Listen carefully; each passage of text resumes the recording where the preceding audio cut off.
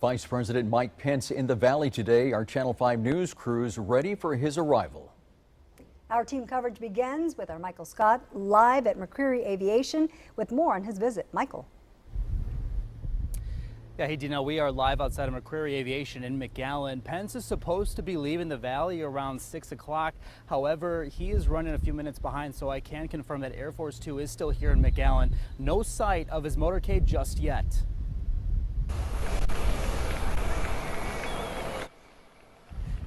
Now, Vice President Mike Pence arrived shortly after 3 p.m. in McAllen. He was accompanied by his wife, Karen, and Senator Ted Cruz. He was greeted by Border Patrol agents and U.S. Customs and Border Protection officers, as well as their families. Now, the Vice President is here to take a quick tour of the border. From the airport, he went to visit the Hidalgo port of entry, then took a boat tour on the Rio Grande.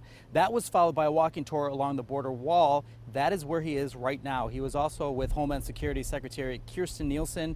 Vice President Pence was greeted by McAllen Mayor Jim Darland when he first arrived. It's a big deal. Any vice president comes, and so we're really welcome Vice President Pence to be here, and hopefully you'll see the Valley firsthand and see how important border protection is. But you know, the border protection that makes sense for the Valley, and we want to emphasize that we're a safe area, and that's important to us too, that he understands that. Sure. As a Vice President.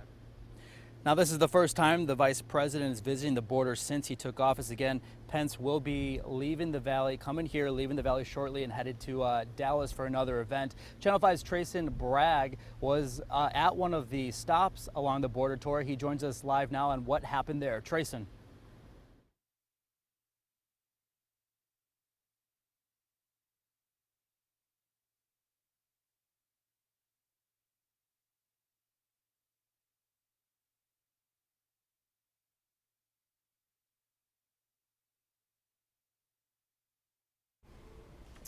And we're having some technical difficulties there. With Trayson, yeah, but we've had, again, team coverage on Vice President Mike Pence's visit to the Valley. Our Angelo Vargas also covering another part of this visit too. Yes, he was at the Hidalgo McAllen-Reynosa International Bridge. He joins us live with the very latest out there.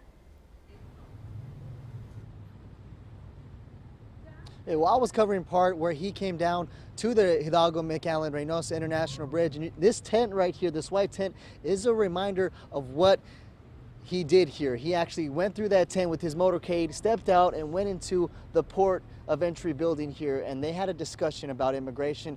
And from our previous reports, we talked about how our border has a lack of infrastructure, technology, as well as manpower. So I'm sure he met with CBP officials discussing that. And from there, he actually went and spoke to some of the reporters out here, and they went on to talk to some of the people there at the bridges, as well as some of the people there on the river in the Rio Grande. So we were talking to them about that. But here, everything is back to normal. We actually were here all day today. We started here around noon, and from that on, we saw the security preparations take place. We saw some area right here where you can see is there were buses there that were acting as a blockade. Usually there's taxis, and at this time there probably are taxis there. They were asked to move earlier this afternoon, and there was officers from San Juan Police Department, Hidalgo, McAllen, on every corner from the bridge all the way down to International Boulevard,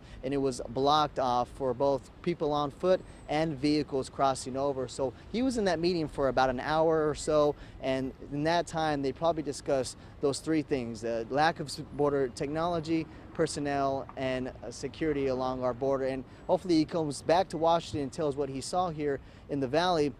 But as far as here goes, it's back to normal. Traffic it's a Friday here at the International Bridge, so it is a busy time for people crossing back and forth. But we'll have more information. And if you want to see more coverage, our team coverage is posted on our website at krgv.com. So more information is on there for everyone. Reporting live at the McAllen Hidalgo Reynosa International Bridge, Angelo Vargas, Channel 5 News at 6.